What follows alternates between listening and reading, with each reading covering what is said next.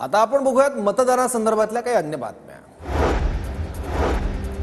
महाराष्ट्रात सकाळी 11 वाजेपर्यंत 18.14% मतदान, गडचिरोलीत सर्वाधिक 30% मतदान, तर नांदेडमध्ये सर्वात कमी 13.67% मतदान। सुहास कांदे यांच्याकडून समीर भुजबळांना मारून टाकण्याची धमकी, मर्डर फिक्स आहे, कांदेंची भुजबळांना थेट धमकी। नांदगाव मतदारसंघात हाय व्होल्टेज ड्रामा।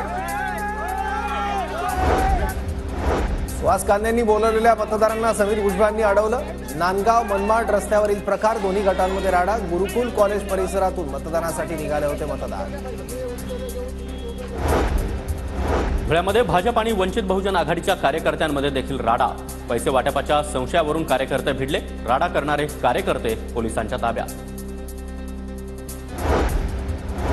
शिर्डीत महाविद्यालयीन विद्यार्थ्यांचं मतदान प्रकरणी नवी अपडेट, सर्व विद्यार्थी शिर्डीतील रहिवाशी। शिर्डी निवडणूक निर्णय अधिकारी माणिक आहेर यांचा खुलासा, शिर्डी विधानसभेत महाविद्यालयीन विद्यार्थ्यांकडून मतदान।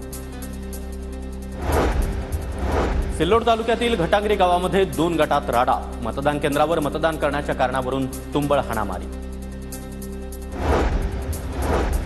एकनाथ शिंदेंनी सहकुटुंब बजावला मतदानाचा हक्क, आजचा दिवस लोकशाहीच्या उत्सवाचा, सर्व मतदारांनी उत्सवात सहभागी व्हावं शिंदेंचं आवाहन, तर जनता विकासाला भरभरून मतदान करेल, शिंदेंकडून विश्वास व्यक्त।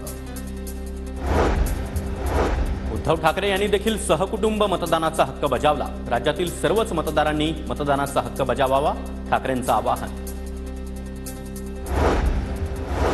जालन्यात मनोज जरांगेंनी मतदानाचा हक्क बजावला, गोरी गंधारी गावात जरांगेंचं मतदान। शरद पवार यांनी देखील मतदानाचा हक्क बजावला, शरद पवारांनी पत्नी प्रतिभा पवार यांच्यासोबत मतदान केलं, मतदारांना मतदान करण्याचं पवारांचं आवाहन। देवेंद्र फडणवीसांनी सहकुटुंब मतदान केलं, फडणवीसांकडून मतदारांना मतदान करण्याचं आवाहन। अजित पवार आणि पत्नी सुनेत्र पवार यांनी देखील मतदान केलं, मतदारांना मतदान करण्याचं अजित पवार यांचं आवाहन। बारामतीत सकारात्मक चित्र असेल, बारामतीकर ठरवतील किती लीड द्यायचं, अजितदारांची प्रतिक्रिया। वरळीमध्ये शिंदे गटाला कोणताही पाठिंबा दिलेला नाही, सर्वांनीच मतदान करावं, सहकुटुंब मतदानाचा हक्क बजावल्यानंतर राज ठाकरे यांचं मत।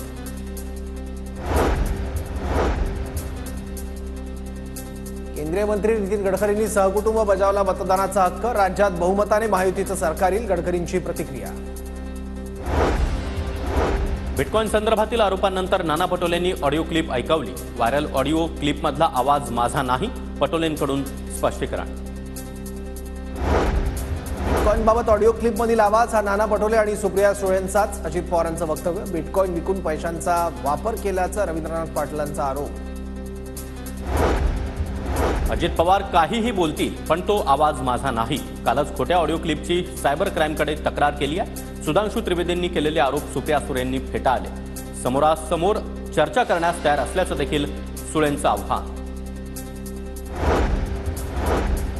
तुरुंगातून आलेल्या व्यक्तीची नोंद कशाला घ्यायची, बिटकॉइन संदर्भातील सुळेंवरील आरोपावर पवारांचं एका वाक्यात उत्तर। थापांवर विश्वास ठेवू नका, सुळे आणि पटोलेंवर झालेल्या बिटकॉइनवरील आरोपांनंतर उद्धव ठाकरेंची प्रतिक्रिया। बिटकॉइन संदर्भातील आरोपांची चौकशी होऊन सत्यासमोर आलं पाहिजे, बावनकुळेंकडून सुळे आणि पटोलेंवरील आरोपांच्या चौकशीची मागणी। निवडणूक जिंकण्यासाठी अनिल देशमुख यांची स्टंटबाजी, तर महाविकास आघाडीच्या पायाखालची वाळू सरकली आहे, चंद्रशेखर बावनकुळेंचा हल्लाबोल। मुंबईतील नेरूळच्या शिवाजीनगर मतदान केंद्राजवळ राऊटर आढळले, शिवाजीनगर मतदान केंद्राजवळ एका वाहनात राऊटर आढळले, तुर्पे पोलिसांकडून प्रकरणाचा तपास सुरू। धुळे पोलिसांकडून 10,000 किलो चांदीच्या विटा जप्त, चांदीच्या विटांची किंमत 94,68,00,000 रुपये, पोलिसांकडून चौकशी सुरू।